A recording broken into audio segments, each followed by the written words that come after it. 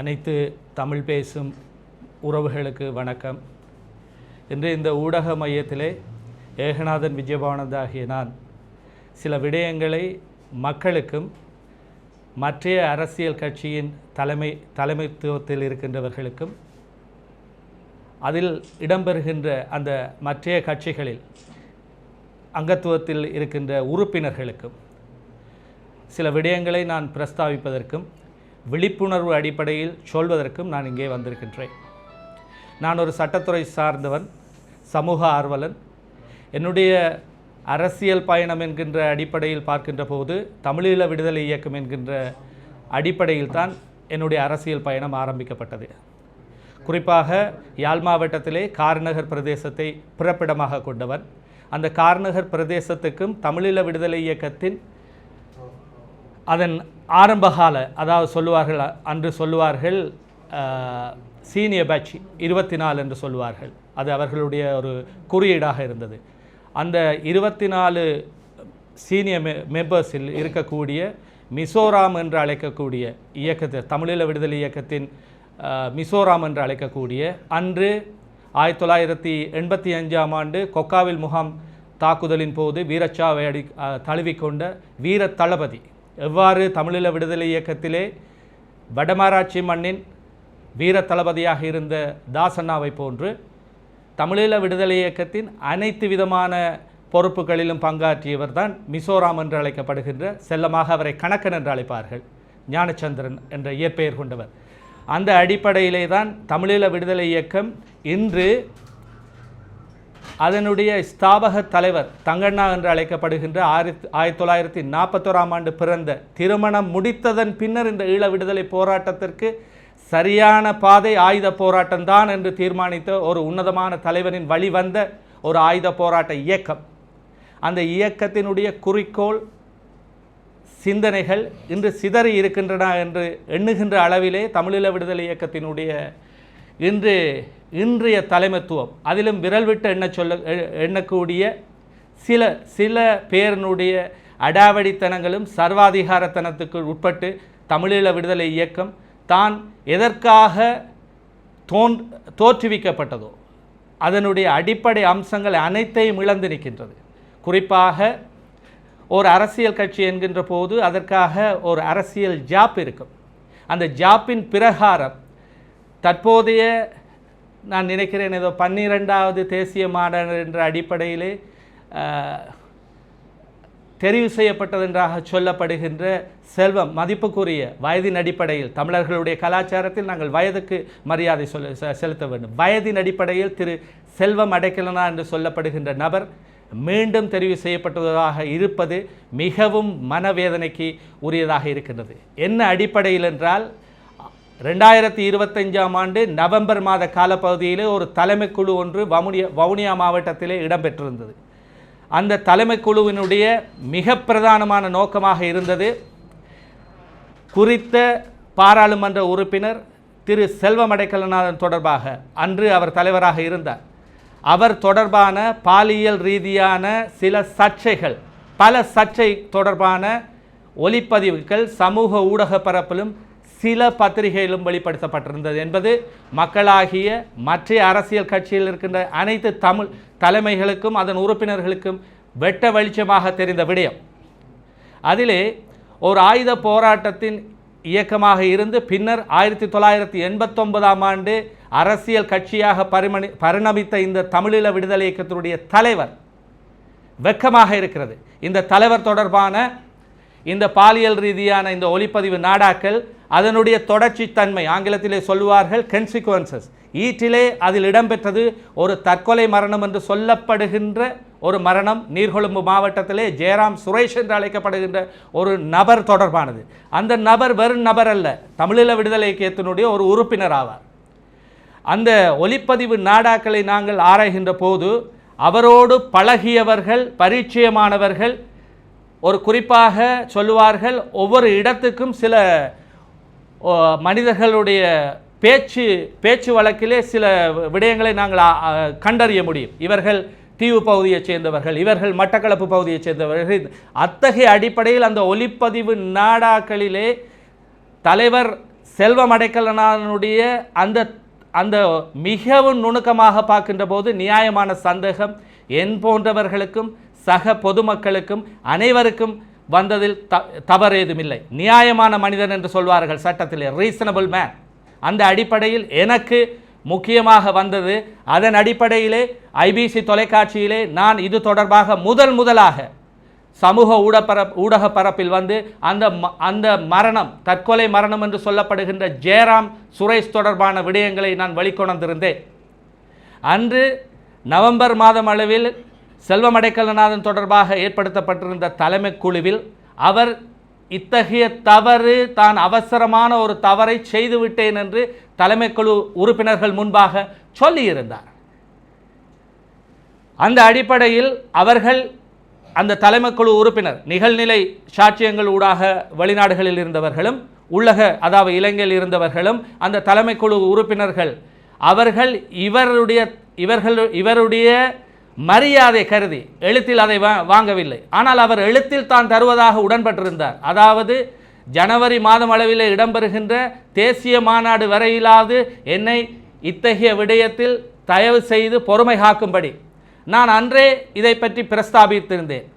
சாதாரணமாக அரச திணைக்களங்களிலோ தனியார் நிலையங்களிலோ தனியார் வேலைவாய்ப்பு நிலையங்களிலோ எஸ்டாப்ளிஷ்மெண்ட் கோட், குறிப்பாக அரசு திணைக்களங்கள் எஸ்டாப்ளிஷ்மெண்ட் கோட் என்று சொல்வார்கள், ஸ்தாபன விதிக்கோவை.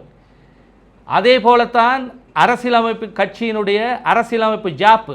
இங்கே தலைவன் வேறு அடிமட்ட தொண்டன் வேறு அல்ல. இவர் தொடர்பாக ஏற்படுத்தப்படுகின்ற நியாயமான சந்தேகம் பாலியல் தொடர்பான கீழ்த்தரமான ஒரு தலைவன் மக்களை அதனுடைய அரசியல் கட்சியில் இருக்கின்ற உறுப்பினர்களுக்கு வழிகாட்ட வேண்டும். இங்கே வழிகாட்டிய விடயம் எது? கீழ்த்தனமான சில பாலியல் ரீதியான காம குரோத ஈற்றிலே மரணத்தை ஏற்படுத்துகின்ற இந்த தீய எண்ணமுடைய இந்த தலைவர் செய்த செயல் நியாயமான மனிதன் என்ற அடிப்படையில் எனக்கு சந்தேகம் ஏற்பட்டிருந்தது. அதை பற்றி பிரஸ்தாபித்திருந்தேன். நான் ஒரு சட்டத்துறையை சார்ந்தவர் என்ற அடிப்படையிலே இலங்கையின் தண்டனை சட்ட கோவையின் அடிப்படையில் ஒரு தவறு ஒன்று இடம்பெற்றிருக்கின்றது என்று இலங்கையின் ஜனநாயக சோசலிச குடியரசின் குடிமகன் என்ற வகையிலே எவருக்கும் அதை சுட்டிக்காட்டுவதற்கான உரிமை உள்ளது. அது தெரிந்து அதை நாங்கள் செய்யாமல் விட்டால் எங்களுக்கு அதற்கான தண்டனையை அனுபவிப்பதற்கான காரணமும் இருக்கின்றது. அந்த அடிப்படையிலே நான் அதை பிரஸ்தாபித்திருந்தேன். ஒருவர் தலைமைத்துவத்தில் செய்கின்ற தவறு மற்றைய உறுப்பினர்களுக்கும் அது சாரும் என்ற அடிப்படையில் நான் அதை பிரஸ்தாபித்திருந்தேன். ஆனால் ஈற்றிலே நடந்தது என்ன? அவருக்கான கால அவகாசம் இரக்கத்தின் பேரிலோ கருணையின் பேரிலோ அல்லது அவரின் வயதின் அடிப்படையிலோ அல்லது அவர் கெஞ்சினாரா என்ன செய்தாரா தெரியவில்லை, அவருக்கு கால அவகாசம் கொடுக்கப்பட்டது. ஆனால் அவர் திருந்துவதாக இல்லை, மாறாக அவருடைய கபட நாடக வேடங்களின் அடிப்படையிலே மீண்டும் தான் தலைவராவதற்காக சில நடவடிக்கைகளை செய்தார். ஆனாலும் கட்சியில் இருக்கின்ற இரண்டாம் நிலை தலைவர்களாக அன்று பதித்தலைவராக இருந்த ஹென்றி மகேந்திரன், பிரசன்னா அண்ணா அவர்கள், வடமாகாண சபை முன்னாள் உறுப்பினர் சபா ஹுவதாஸ் போன்றவர்கள் இது தொடர்பாக, வினோதராலிங்கம் முன்னாள் பாராளுமன்ற உறுப்பினர் இது தொடர்பாக இறுக்கமான நடவடிக்கையை செய்திருந்தார்கள். ஆனாலும் அவர்கள் ஒரு மரியாதை நிமித்தம் கருதி இவர் தானாகவே அவர் கூறியவாறு ஜனவரி மாதம் அளவில் அந்த தேசிய மாநாட்டிலே தான் தலைவராக மீண்டும் நான் தெருவிலே நிற்க மாட்டேன் என்ற அடிப்படையில் இவருக்கு அப்படியான ஒரு ஒரு ஒரு ஒரு பரிதாப நிலை கருதி இவருக்கான ஒரு விட்டுக் கொடுப்பை செய்திருந்தார்கள். ஆனால் அவர்கள் செய்தது அன்று தவறு.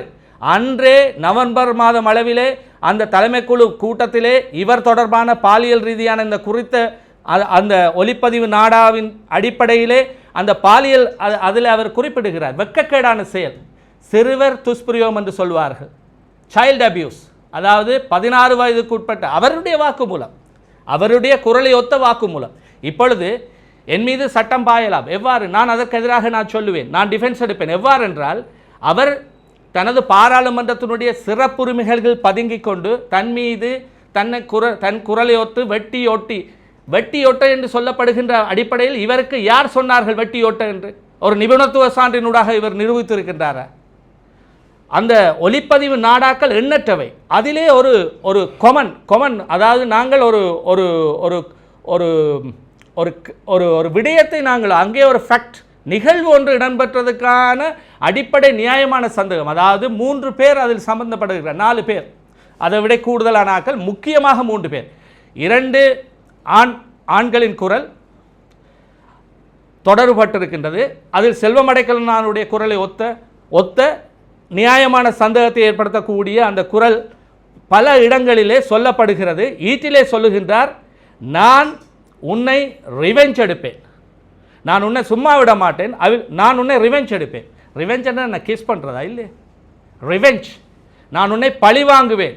ஒரு பொறுப்பு வாய்ந்த தலைவர் அதில் இன்னொரு விடயத்தை சொல்லுகிறார், நான் இதுவரை காலமும் நான் தமிழீழ விடுதலை இயக்கின் தலைவராக இருந்திருக்கின்றேன், பாராளுமன்ற உறுப்பினராக இருந்திருக்கின்றேன், நீ என்ன இவ்வாறு செய்கின்றாய் என்ற பொறுப்பும். இன்று பாருங்கள், சமகாலத்திலே மக்களுடைய வாக்கு பிச்சைகளை பெற்று பாராளுமன்ற உறுப்பினர்கள் வந்தவர்கள் தொடர்பில் வருகின்ற சர்ச்சைகளை பாருங்கள், உயர்ந்த சபையிலே பேசுகின்ற விடயங்களை பாருங்கள், சாதாரணமாக பொது இடங்களில் அவர்கள் நடக்கின்ற நடவடிக்கைகளை பாருங்கள், வெட்கமாக இருக்கிறது, வேதனையாக இருக்கின்றது.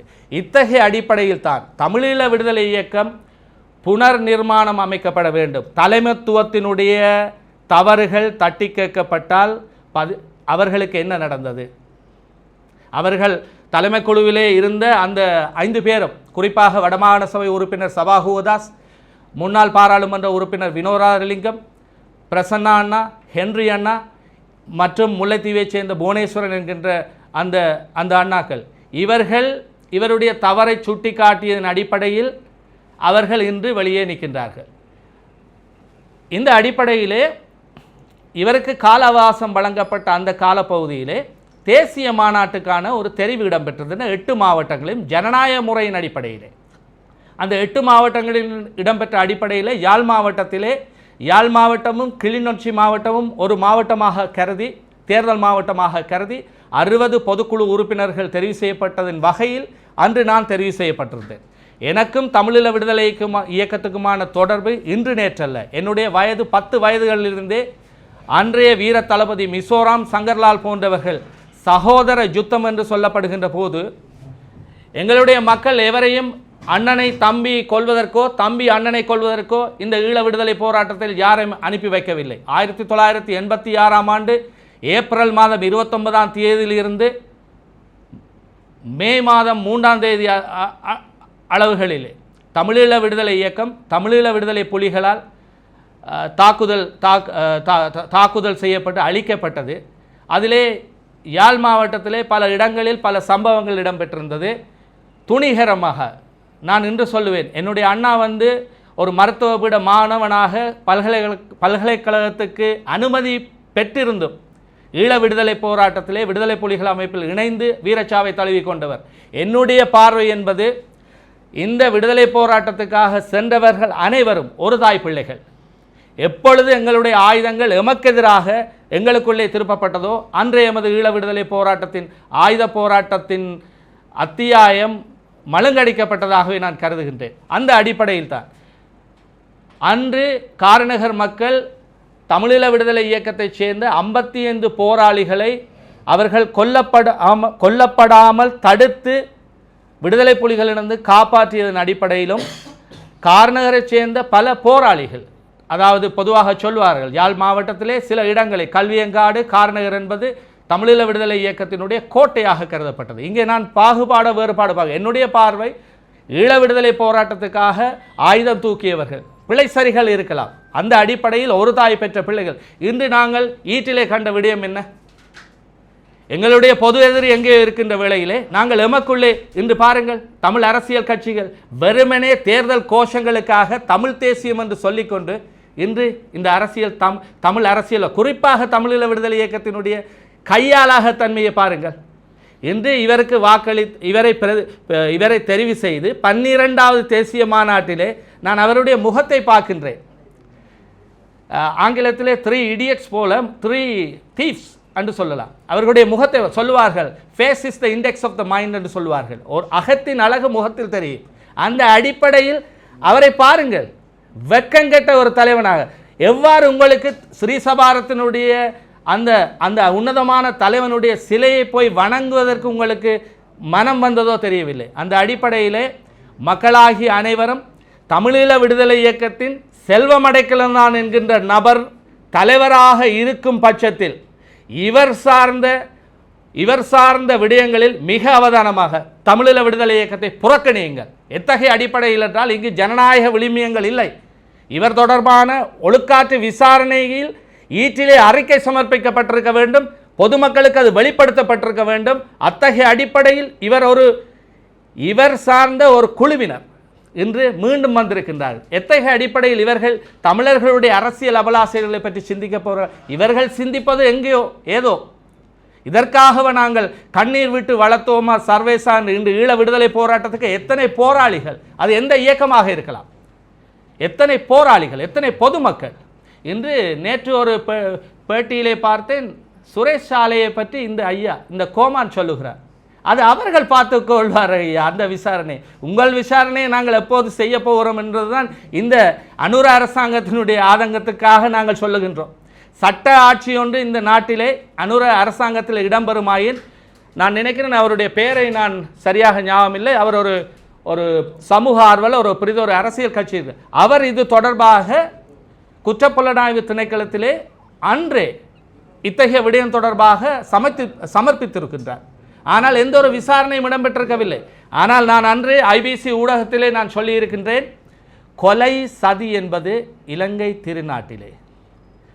திருநாட்டிலே எப்பொழுதும் நாங்கள் அந்த குறிக்கப்பட்ட விடயத்தை நாங்கள் மீள கொண்டுற முடியும். அதுதான் ஆட்சியுரிமை, பிரிஸ்கிரிப்ஷன் ஆர்டினன்ஸ் என்கின்ற அடிப்படையில் கொலை சதி இங்கே இடம்பெற்றிருப்பது.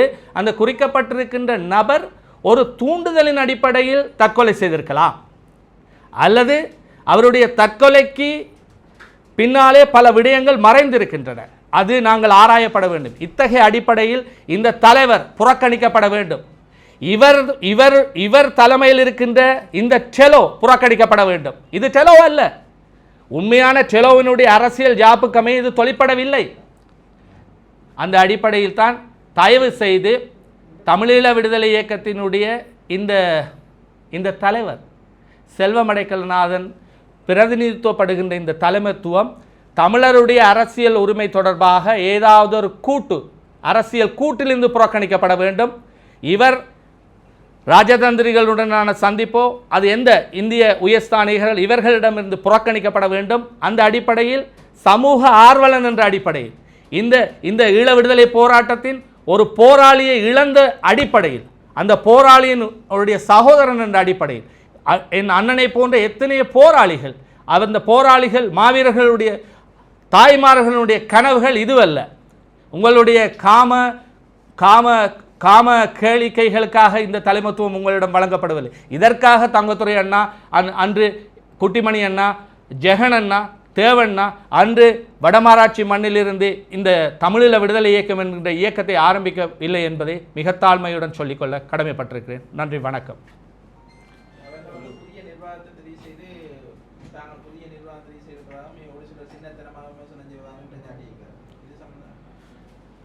ஓகே, புதிய நிர்வாகம் என்று சொன்னால், இப்போ வழக்கு திருவண்ணாமலை மாவட்டத்தில் அந்த வழக்கு ஒன்று போடப்பட்டிருக்குது. அவர்கள் தெளிவாக சொன்ன, நான் அதுதான் என்ன சொல்கிறேன், நான் இந்த இடத்துல பிரஸ்தாபிக்க முன்னிலை வந்த விடயம் என்னென்றால், இவர்கள் அன்றே அவருக்கு ஒரு கால அவகாசம் கொடுத்துருக்கின்றார்கள். அவர் அன்றே இடைநிறுத்தப்பட்டிருக்க வேண்டும். இங்கே ஈட்டில் நடக்கிற விஷயம், இவர் தனது தலைவர் என்கின்ற கதிரை கனவுகளை அலங்கரிப்பதற்காக இன்று அவர் தலைவராகிவிட்டார். வேண்டுமென்றால் அவரை தமிழீழ விடுதலை இயக்கத்தின் ஆயுட்கால தலைவராகவே நீங்கள் தலைவராகவே நீங்கள் பிரஸ்தாபியுங்கள், எங்களுக்கு வேறொன்றும் தேவையில்லை. ஏனென்றால் அதைத்தான் அவர் ஆசைப்படுகிறார். நீங்கள் அதற்கூடாக நீங்கள் செய்ய வேண்டிய தமிழ் சேவைகளை பலதை செய்யுங்கள். முன்பு நீங்கள் செய்தது, இப்பொழுது நாங்கள் பிரஸ்தாபிக்கின்ற சேவைகளை. நீங்கள் ஜனநாயக விளிமுறைகளை மீறியுள்ளீர்கள். ஒரு தமிழீழ விடுதலை இயக்க அரசியல் கட்சியினுடைய ஜாப்பு என்ன சொல்லுகிறது? விசாரணை குழு இடம்பெற்றிருந்ததா? விசாரணை அடிப்படையில் செல்வமடைக்கலநாதன் என்ற 2 கொம்பை உடைய மனிதரா? அவரும் ஒரு சாதாரண மனிதர், ஜாப்புக்கு கட்டுப்பட வேண்டிய மனிதர். அந்த அடிப்படையில் இவர்கள் ஜனநாயக விளிமியங்களை மீறிய மனிதர்கள் என்றுதான் நான் சொல்ல முடியும். என்னுடைய அடுத்த கட்ட நடவடிக்கை என்னை பொறுத்த மட்டில் மக்கள் விழிப்புணர்ச்சி அடைய வேண்டும். இவர்கள் வெக்கம், ரோசம், மானம், ஈனம் இல்லாமல் தேர்தல்களிலே சொல்லுவார்கள், பிணங்களுக்கு அடிக்கப்பட்ட அந்த முகங்களோடு வருவார்கள். இவர்கள் புறக்கணிக்கப்பட வேண்டும். அந்த அடிப்படையில் அவேர்னஸ் ஆஃப் த பீப்புள், அதாவது மக்களுக்கான வெறும் நான் பல இடங்களிலே என்னுடைய தேர்தல் மேடைகளில் நான் சொல்லியிருக்கிறேன். தேர்தலிலே வெற்றி பெற்ற அவர்கள் நான் என்று பார்த்தேன். சாம் சம்பந்தன் என்று சொல்லப்படுகின்றவர், அவரும் இவர்களுடைய பினாமிகள் தான். வெளிநாட்டிலிருந்து லண்டன் என்கின்ற நாட்டிலிருந்து அவர் சொன்னார், ஈழம் நெட் என்ற தேசம் நெட் என்ற இடத்தில் ஜெயபாலன் அவர்களின் நேர்காணலில் அவர் சொல்லுகிறார், இவர்கள் தேர்தலிலே தோற்கடிக்கப்பட்டவர்கள். யார்? 13/6 அதாவது முந்தநாள் என்று நினைக்கின்றேன். அதாவது ஊடக மையத்திலே நேர்காணல் செய்தவர்கள், அதாவது சபா குவதாஸ், வினோராலிங்கம், ஹென்றி மகேந்திரம், பிரசன்னா அவர்கள். இங்கே தேர்தலில் தோற்கடிக்கப்பட்ட விடயத்தை பற்றி நான் சொல்லவில்லை. இங்கே சட்டம் ஒருவர் தவறு, இங்கே அவர் செய்த தவறு என்ன? பாலியல் தவறு. ஈட்டிலே அவர் செய்த தவறு என்ன? நியாயமான மனிதனின் சந்தேகத்தை ஏற்படுத்தக்கூடிய கொலையா தற்கொலையா என்கின்ற ஒரு தவறு. அந்த அடிப்படையில் பெரும்பான்மை சிறுபான்மை என்பது இங்கு தேவையில்லை. இவர் விசாரிக்கப்பட்டாரா? அரசியல் கட்சியினுடைய ஜாப்புக்கமையே இவருக்காக விசாரணை குழு ஏற்படுத்தப்பட்ட ஒரு அறிக்கை சமர்ப்பிக்கப்பட்டதா? அதுதான் பார்க்கும். நீதிமன்றத்துக்கு சென்று ஒருவர் நல்லவர், இவரை 10 பேர் நியாயமானவர் என்று சொல்லுகிறார்கள், இவரை 2 பேர் நியாயமற்றவர் என்று சொல்கிறார்கள். நீதிமன்றம் ஏற்றுக்கொள்ளுமா? இல்லை. அந்த அடிப்படையில் தான் நான் சொல்லுகிறேன்.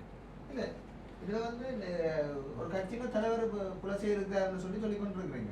இதை யார் விசாரிக்க வேணும்னு சொல்லி யார் கேட்கிறது?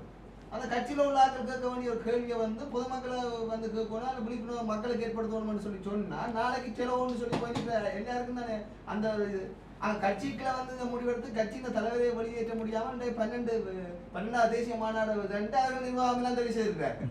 அப்படி கேட்கல அந்த குற்றச்சாட்டு நபரை விசாரிக்க வேண்டியது கட்சி தானே. எஸ், கல்வர்களின் கூடாரமாக டெலோ மாறியுள்ளது என்றது சொல்லலாம்.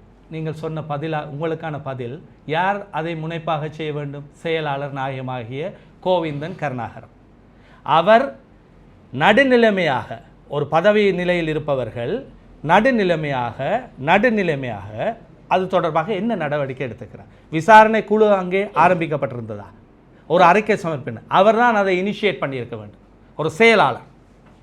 இன்று செயலாளர் இவரை காப்பாற்றுவதற்காக எவ்வளவு பகிரத பிரயத்தனங்கள் செய்கின்றார் வெளிப்படையாக தெரிகின்றது. நீங்கள் கேட்ட கேள்விக்கு நீங்களே சற்று சிந்தித்து பாருங்கள்.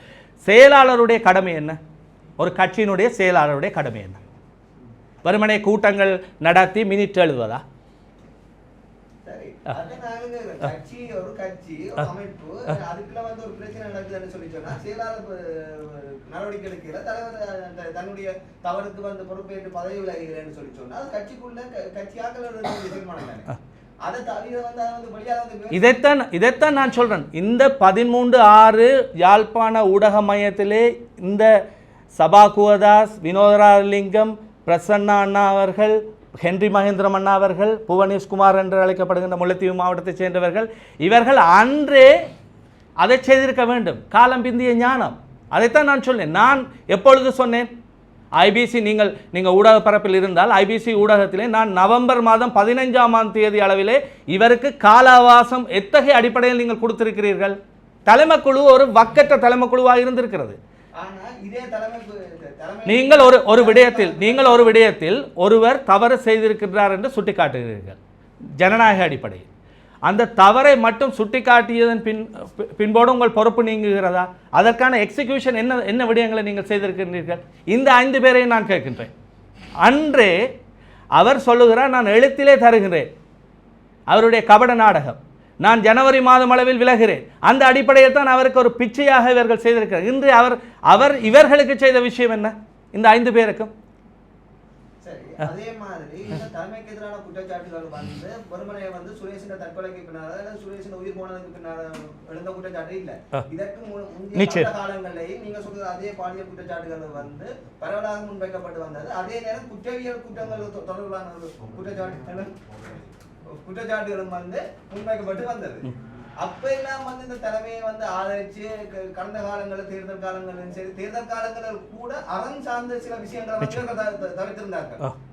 கட்சி சார்ந்த விஷயங்களை தவிர அறம் சார்ந்து செயற்பட வேண்டிய தனி மனித ஒழுக்கம் சார்ந்து செயற்பட வேண்டிய விஷயங்களை கூட இந்த தலைமைகளும் கட்சிக்கு புதிதாக இணைந்து கொண்ட சில நபர்களும் சேர்ந்து நிதி கொடுக்கல் வாங்கல இருந்து உட்பட சகல விடயங்களையும் இருந்தனர். அப்பெல்லாம் கட்சியினுடைய காப்பாற்ற வேண்டும் அல்ல கட்சியினுடைய இந்த இத்தனை தவறுகளுக்கும் துணை போனவர்கள் இந்த சுரேஷின் மரணத்துக்கு பிறகு வழியால வந்து இந்த கட்சியை விமர்சிப்பதற்கான காரணம் என்ன? சுரேஷின் மரணம் தொடர்பாக தயவு செய்து உங்களோட தாழ்மையிடம் கேட்கிறேன். தமிழீழ விடுதலை இயக்கத்திலே என்னை தவிர எவராவது சொல்லி இருக்கிறாரா? ஊடக பரப்பில் காலை கதிர் பத்திரிகை அதை சொல்லியிருந்தது. ஐபிசி ஊடகத்திலே நான் தான் முதலாக இந்த விடயத்தை சொல்லியிருந்தேன் என்ற தாழ்மையுடன் உங்களுக்கு தெரிவிக்கின்றேன். இவர்கள் தலைமை குழுவில் சொல்லியிருக்கிறார்கள். ஆனால் தலைமை குழுவில் இறுக்கமான இது எத்தகைய தவறு? பொதுவாக நீங்கள் நீதிமன்றத்துக்கு செல்வதனால் you should have a evidence, வலுவான சான்று வேண்டும். இங்கே ஒலிப்பதிவு சான்று இருக்கிறது. அந்த ஒலிப்பதிவு சான்று நான் சொன்னதை போன்ற செல்வம் அடைக்கலனானுடன் தமிழீழ விடுதலை இயக்கத்தில் நான் நினைக்கின்றேன் பல ஆண்டுகள் அவருடைய குரலை என்னுடைய காதுகள் உள்வாங்கி இருக்கின்றது. அதுதான் நான் சொன்னேன். ஒவ்வொரு இடத்துக்கும் இப்போ நீங்கள் கொழும்பிலே சென்றீர்கள்னா கொழும்பிலே கொட்டைநாகையிலே ஒரு தமிழ் கதைப்பாளர், மாளிகாவத்தையிலே ஒரு தமிழ், அவர் ஒரு இடத்திலே நான் இத்தனை காலம் பாராளுமன்ற உறுப்பினர், இத்தனை ஆண்டுகள் 25 ஆண்டுகள் நான் பாராளுமன்ற உறுப்பினராக இருக்கின்றேன், தமிழீழ விடுதலைக்கு தலைவராக இருக்கின்றேன். ஹாஹா, அந்த ஹாஹா என்கின்றதே ஒரு மன்னார் மாவட்டத்தினுடைய ஒரு ஸ்லாங். இங்கே ஊடக பரப்புக்கு நியாயமான அடிப்படையில் இதை முன்கொண்டிருக்கணும். எத்தனை ஊடகங்கள் இதை முன்கொண்டிருக்கின்றார்கள்? இன்று சில பேர் கேட்கின்றார்கள், என்னுடன் கேட்கின்றார்கள், நீங்கள் தமிழீழ விடுதலை இயக்கமா? நான் சாகு மட்டும் தமிழீழ விடுதலை இயக்கம் எத்தகைய அடிப்படையில்? தங்கத்துரை அண்ணா என்று சொல்லப்படுகின்ற அவருடைய குறிக்கோள் மிஷன் அண்ட் விஷன். இன்று மிஷன் அண்ட் விஷன் இருக்கிறதா? எது மிஷன் அண்ட் விஷன்? இத்தகைய ஒரு தலைவர் செய்த பாலியல் ரீதியான விடயத்தை காப்பாற்றுவதற்காக ஒரு அறம், நீங்கள் கேட்ட அறம் சார்ந்த விஷயம் இங்கே இருக்கிறதா? பல விடயங்கள் இவரை பற்றி பிரஸ்தாபிக்கப்படும். ஆனால் சான்றுகள் இல்லை. இன்று வெளிநாடுகளில் பல பேர் யார் பூனைக்கு மணி கட்டுவார். நான் அன்று ஐபிசி ஊடக பரப்பிலே சொன்னேன், ஈட்டிலே எல்லாரும் பொய்த்து போனால் நான் நீதிமன்றத்தை நாடுவேன். எத்தகைய அடிப்படையில் என்றால் குடியியல் வழக்குகளிலே உங்களுக்கு ஒன்றை சுட்டி காட்டுகிறேன். நீங்களும் இந்த யாழ்ப்பாண மாவட்டத்திலே தானே வசிக்கின்றீர்கள். சுன்னாகம் நீர்க்கசிவு வழக்கு தொடர்பாக உங்களுக்கு அறிந்திருக்கிறீர்களா? அந்த வழக்கு போட்டவர் வெறும் தமிழர் அல்ல, நிஷாம் என்ற நான் நினைக்கின்றேன், அவர் ஒரு சிங்கள சகோதரர். அவர் ஒரு பொதுநல வழக்காடல் போட்டார். அன்று அந்த வழக்கின் தீர்ப்பின் அடிப்படையில் என்ன சொல்லப்பட்டது? அந்த குறிக்கப்பட்ட அந்த சுன்னாகத்தினுடைய அந்த குறிக்கப்பட்ட பிரதேசத்திலே நீர்க்கசிவு ஏற்பட்டு அவர்களுக்கு சுவாச கோளாறுகள், கேன்சர் போன்ற வருத்தங்கள் வருவதற்கான போதிய ஆதாரங்கள் இருந்தன, மழுங்கடிக்கப்பட்டிருந்தன. அதிலே 17 பேர் எதிராளிகளாக சொல்லப்பட்டனர். வடமாகாண சபை, அதாவது நாங்கள் இவர் எங்களுக்கு ஏதோ தருவார் என்று சொன்னோம். இன்று அவருடைய தமிழ் தேசியம் எங்கே இருக்குது? பார் லைசன்ஸுக்குள்ளே, அதாவது ஜீவனோபாயத்துக்காக பார் லைசன்ஸ் கொடுத்தவர் ஒரு யுவதிக்கு, மதிப்புக்குரிய CV விக்னேஸ்வரன் ஐயா. அன்று ஒரு சிவில் வழக்கு பொதுநல வழக்காடலாக போடப்பட முடியுமாக இருந்தால் குற்றவியல் வழக்கு எந்த பொதுமகனுக்கும் இதை போட முடியும். அதாவது நீதிமன்றத்திலே நாங்கள் இது சரியாக நாங்கள் வெல்லுவோமா தோற்போமா என்ற விடயம் அல்ல, நாங்கள் சேலஞ்ச் பண்ண வேண்டும், சவாலுக்கு உட்படுத்தப்பட வேண்டும். அந்த அடிப்படையில் தான் நான் சொல்கிறேன். இது பொதுமக்கள் எல்லாரும் பெரிய மற்ற கட்சிகள் இவர்கள் தான் நாளைக்கு சமுதாயத்திலே தாங்கள் ஒரு தமிழ் தேசியத்தை ஒன்றிணைக்கக்கூடிய தலைவர்களாக கைகோத்து நிற்க. எவ்வளவு அநாகரிகம் அசிங்கமாக இவர்களுடைய முகங்களை பார்க்கின்ற போது வெக்கம் இல்லையா? அதைத்தான் நான் தாழ்மையுடன் சொல்கிறேன்.